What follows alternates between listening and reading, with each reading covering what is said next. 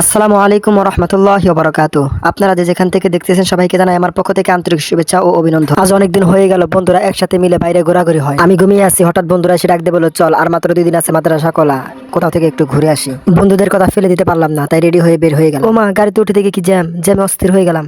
আর এইদিকে বন্ধু আমার জ্যামে অস্থির হয়ে গেছে। বন্ধুকে একটু বললাম, বন্ধু ক্যামেরার দিকে একটু তাকাও, তাকাবে না, তারপরে জোর করে তাকালো। আর এইদিকে বন্ধু আমার খালি এদিক সেদিক তাকাইতেছে আর বলতেছে, বন্ধু আর কত দূরে? আমি বলছি, বন্ধু আয়সা পড়ছি, তুমি একটু মোবাইল টিপতে থাকো, আমরা চলে যাবো। আল্লাহ তাআলার অশেষ রহমতে আমরা আয়সা পেলাম। এই যে দেখেন, এই সেই জায়গা যে জায়গায় আমরা এখন ঘুরতে যাবো। বন্ধুদেরকে বললাম, বন্ধু নামো, আমরা তো আয়সাই পড়ছি, ভাড়াটা দিয়ে আমরা এখন ভিতরে চলে যাই। অটোওয়ালাকে ভাড়া দেওয়ার পরে বন্ধুকে বললাম, বন্ধু টিকিট কাউন্টার যায় 3টা টিকিট কেটে আনো, টাকা পয়সা যা লাগে আমি দেবো, সমস্যা। টাকার কথা শোনার সাথে সাথে বন্ধু আমার ধমক দেওয়া বললো, টাকা খালি তোমার কাছে থাকে, আমার কাছে বুঝি নাই। বন্ধু টাকা দিয়ে টিকিট কিনে আমার হাতে দিল এবং বললো, বন্ধু ধরো টিকিটটা নিয়ে এখন আমরা ভিতরে চলে যাই। এই বলে আমরা ভিতরে হাঁটা শুরু করলাম। আর দেখেন, এই যে ভিতরে একজন লোক বসে আছে, তার হাতে টিকিটটা দিয়ে আমরা ভিতরে চলে গেলাম।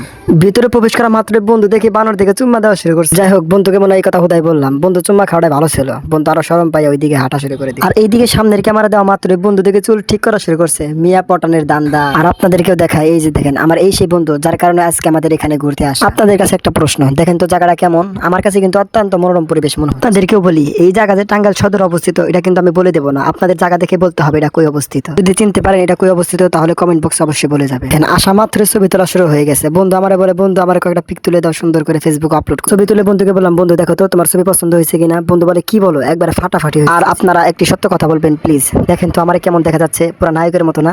আর নায়কের মতো কেন বা দেখা যাবে না? আমি তো পুরো নায়কই। এই কথা কেন বললাম বলে মনে হয় ভেজালে পড়লাম। এখন থেকে বন্ধু আমার সামনে সেলফি নেওয়া শুরু করছে। বলে, বন্ধু তোমার ছবি যদি আমার মোবাইলে থাকে তাহলে আমি ধন্য। সেলফি জানাবার নিছি, এবার একটু বন্ধুদের সাথে দুষ্টামি করি। আপনারা কি বলেন? বন্ধুদের সাথে দুষ্টামি করার মজাই কিন্তু আলাদা। আপনারাও কিরকম দুষ্টামি করেন? যদি করে থাকেন তাহলে অবশ্যই কমেন্ট বক্সে বলবেন প্লিজ।